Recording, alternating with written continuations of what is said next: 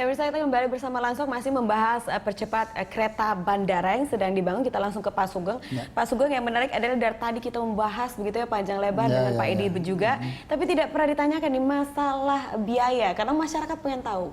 Jika nanti terrealisasi tahun 2017 semester pertama begitu, saya harus bayar berapa sih nantinya? Nah, secara tiketing ini bagaimana pendapat Anda?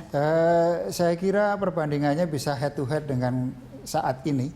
Kalau menggunakan bus bandara itu berapa sih? Gitu ya.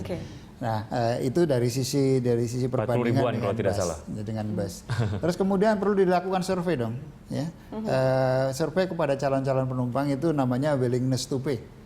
Ya, kemudian willingness itu kemauan mereka membayar. Terus kemudian ability to pay, kemampuan membayar, kemauan dan kemampuan. Ada yang mampu tapi nggak mau kan bisa jadi karena kualitas layanan yang berbeda barangkali. Tetapi perbandingannya saya kira dengan bus Damri yang kira-kira berapa? 30.000 ya? 40 ribuan. Saya kira 40.000 itu sudah angka yang mendekati bisa comparable lah gitu ya, dengan bus. Tetapi kalaupun itu sedikit dinaikkan di atas bus, biar busnya juga nggak mati gitu. Karena apa? Karena memberikan layanan yang lebih cepat.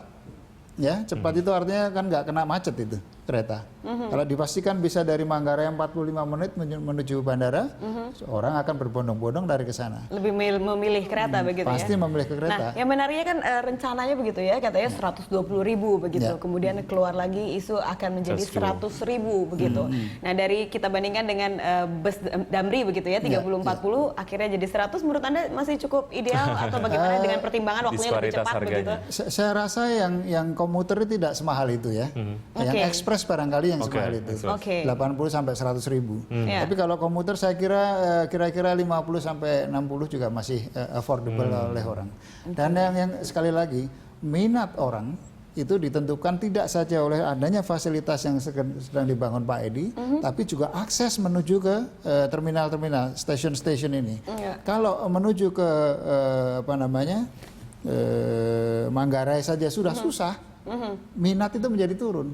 Ya, coba-coba kita tes Pak Edi, Pak Sugeng. Wiki, kalau Anda saat naik kereta begitu, kendala yang paling kerasa tidak nyaman, tidak menyenangkan tuh apa saja? Integrasi lah ya, dari stasiun, kemudian juga moda transportasi lain gitu. Itu yang membuat agak enggan gitu. Nah, masalah integrasi ini menjadi satu PR juga ya sebetulnya untuk saya kira proyek ini. di keilmuan transportasi, integrasi adalah sesuatu soko guru ya, yang nggak bisa ditinggalkan. Kalau transportasi itu masing-masing sendiri-sendiri, sudah negara ini menjadi sangat mahal untuk urusan transportasi. Kalau terintegrasi itu akan sangat mudah. Bukan hanya fisik, apalagi kalau tiket. Anda beli tiket satu, naik busway, nanti ketemu di Duku Atas, sudah dengan tiket yang sama menuju bandara. Nyaman nggak itu? Nyaman itu sekali. Kan jadi impian, gitu. Iya, dompetnya nggak penuh dengan berbagai macam elektronik tiket gitu ya. Pembayaran gitu ya. Nah, Pak Edi melihatnya untuk mencapai hal tersebut begitu, transportasi yang terintegrasi, Indonesia kira-kira bisa mencapai hal itu dalam waktu saya kira kita sudah menuju ke arah sana. Ya, kita menuju ke arah sana dan tentunya masih satu persatu sekarang dibenahin. Pembenahan itu sudah ada. Yang selama ini kita kosong adalah delivery. Kita pengen membicarakan banyak hal tapi barangnya nggak ada gitu. Nah, sekarang ini kan kita adakan ini. Jadi ide, pemikiran, rencana sudah ada begitu ya, tapi realisasi nyatanya yang belum ada. Wah, itu krusial tuh Pak. Justru itu saya senang sekali tadi di depan mengatakan bahwa ini ada kereta dimulai. Baik, Pak Sugeng, formulasi harga ini sejauh mana akhirnya ini bisa menjadi satu jalan tengah supaya memang setiap moda transportasi tidak saling memakan satu sama lain gitu. Seperti apa? Saya kira akhirnya akan ditentukan oleh si calon penumpang. Ya, akhirnya akan terbentuk segmennya tersendiri gitu ya. Akan ditentukan oleh pasar itu sendiri. Anda melihat pasar atau target dari kereta api bandara ini sebenarnya siapa sih? Nah, justru ini memang ada dua. Itu pertanyaan yang strategis ya, Mbak Ira. Pertama adalah para pegawai yang ada di bandara. Itu komuter ya. Dia komuter terus, bahkan pegawainya kan bisa 3 shift ya. Ini banyak sekali. Ini sudah cukup banyak. Kalau mereka menggunakan tadinya mobil, ini bisa mereduce yang luar biasa. Kemudian kedua adalah yang ditarget adalah penumpang. Ya. penumpang itu tentunya karakteristiknya berbeda dengan mereka yang bekerja di sana. Kalau penumpang itu pembawaannya kan koper besar-besar, biasanya tuntutannya agak tinggi nih, ya, tuntutannya lebih tinggi. Artinya apa? Dengan adanya penumpang kalau ingin ditarget juga, desain keretanya juga harus diperhatikan. Kalau desain keretanya tidak memenuhi kriteria kebutuhan mereka, saya kira juga akan ditinggalkan. Desain peron, kemudian juga jalur dari masuk, kemudian juga menuju peron itu juga memang perlu dipikirkan karena menjadi kurang nyaman ketika akhirnya saya misalnya ingin menggunakan taksi katakanlah karena kan sejauh ini memang transportasinya hanya taksi lah ya menuju bandara, kemudian ke stasiun kereta api. Ya agak repot harus ngangkat-ngangkat karena memang jalurnya tidak sesuai gitu. Mungkin ini juga bisa dijadikan satu masukan nanti. Nah itu kan ada loading, kemudian unloading. Ya. Loading barang, koper, terus unloading dari kereta ke peron contohnya. Itu nanti belum lagi kalau keluar kita harus mencari kendaraan lain. Betul. Itu juga hal-hal yang detail sebetulnya, tapi keberhasilan sesuatu itu justru terletak di detail kadang-kadang ya. Ini yang perlu dipikirkan saya kira.